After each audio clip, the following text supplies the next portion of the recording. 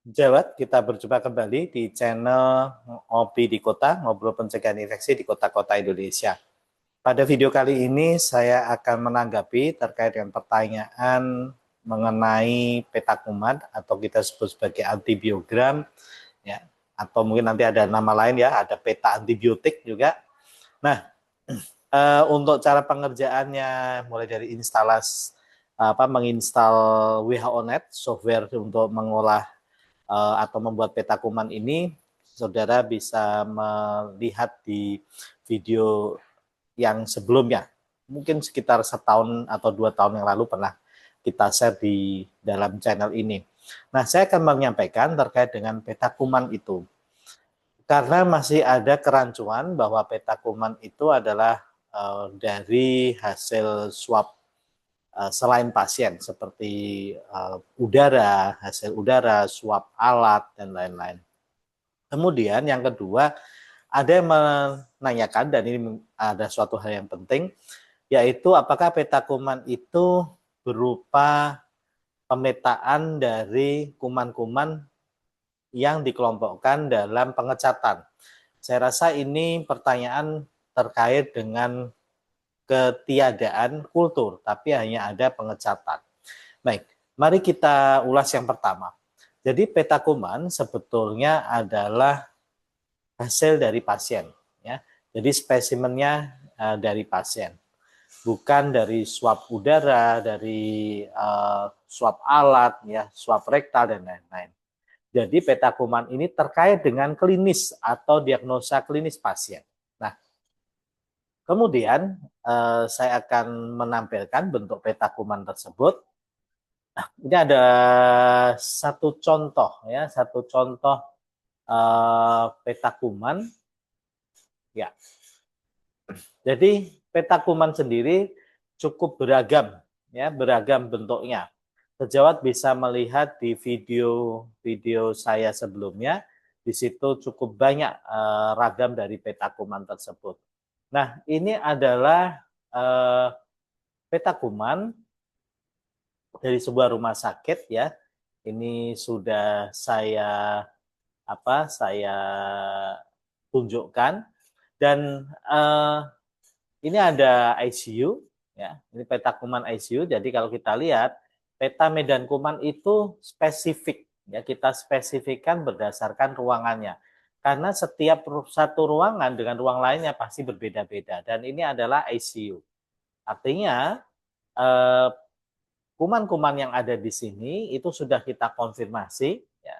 Bahasa salah seorang tokoh itu adalah tokoh mikrobiologi, ya, diverifikasi validasi. Artinya dari kalimat beliau itu, verifikasi validasi itu artinya Anda melakukan penelusuran apakah kuman ini masih atau memiliki makna klinis patogen atau bukan. Karena kuman bisa saja dia patogen, ya, bisa saja dia kolonisasi, atau bisa saja dia kontaminasi. Nah, ini harus dipastikan. Dan semua kuman-kuman yang ada di sini sudah kita pastikan bahwa mereka memiliki kemaknaan itu, atau mereka memiliki kemaknaan patogen, sehingga layak untuk dimasukkan dalam peta kuman ini atau diolah. Ya. Itu yang pertama ada terkait dengan lokasinya, harus berbeda-beda. Makanya kalau ada yang mengatakan kalau saya tidak punya peta kuman, kemudian saya menggunakan atau mengambil peta kuman dari rumah sakit lain agar ada ada hasil, dan ini untuk akreditasi, bagaimana? Saya katakan tidak boleh. Ya, kenapa? Karena dalam satu rumah sakit ini saja antara ICU dengan ruang lain pun berbeda, apalagi berbeda rumah sakit. Baik.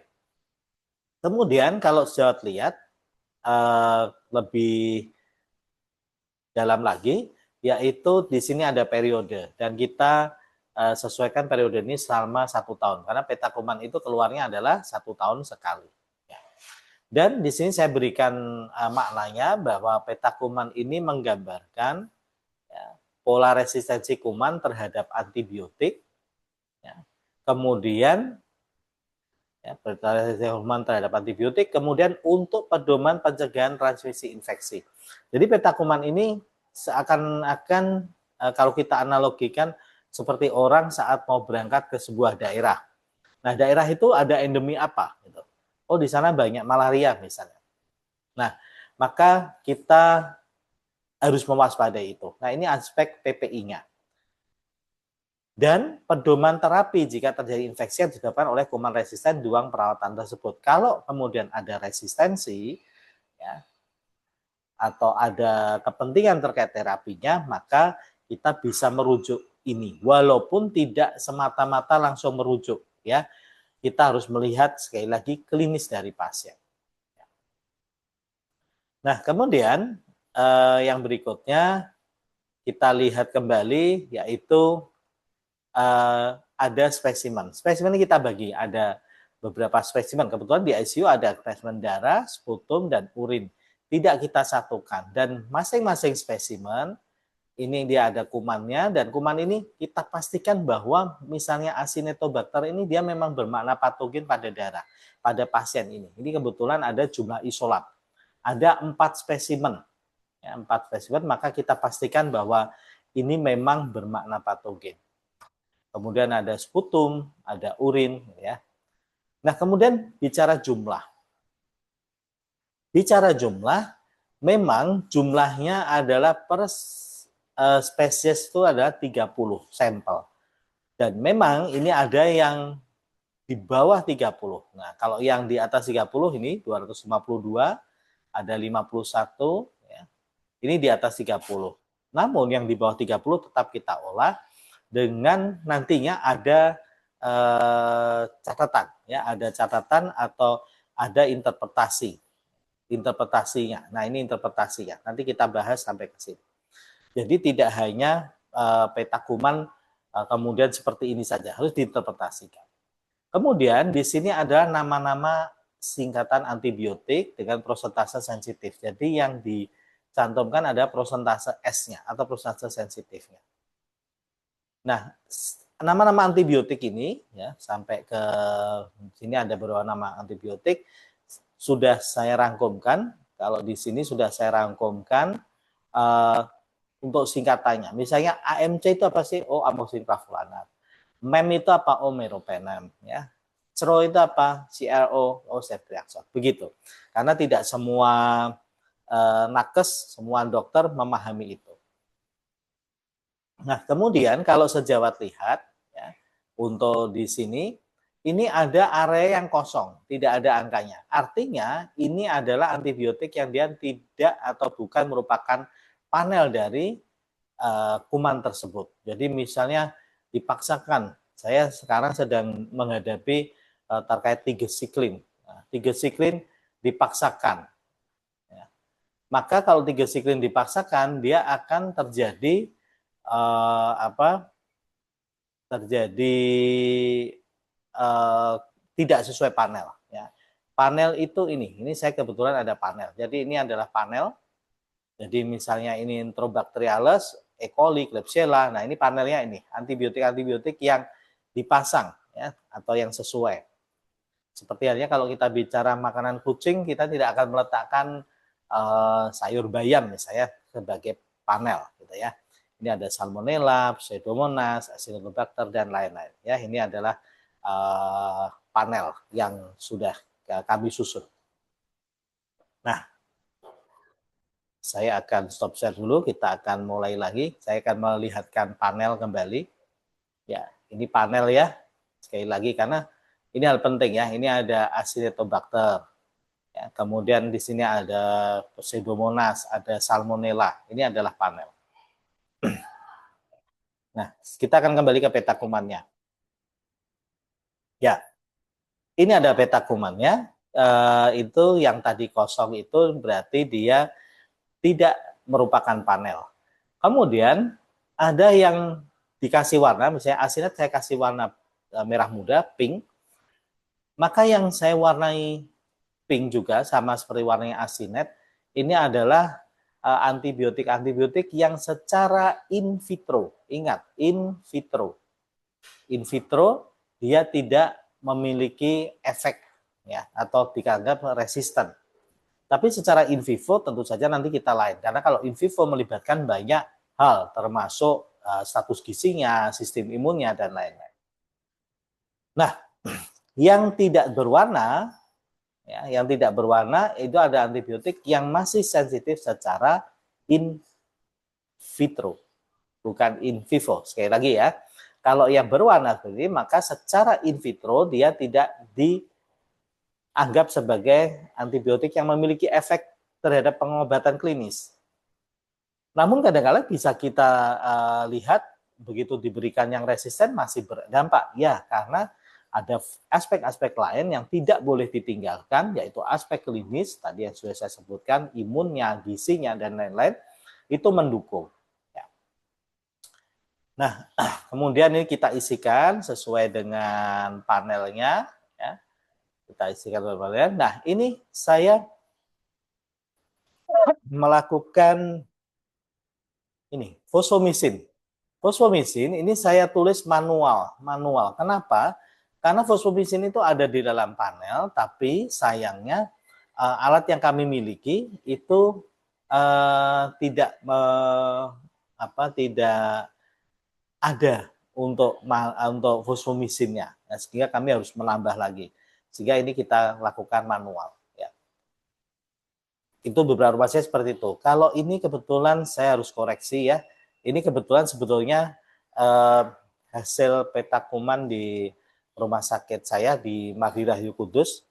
Hanya saja ini periode ini 2024 karena kami menggunakan DIX ya, kami menggunakan DIX jadi metode difusi.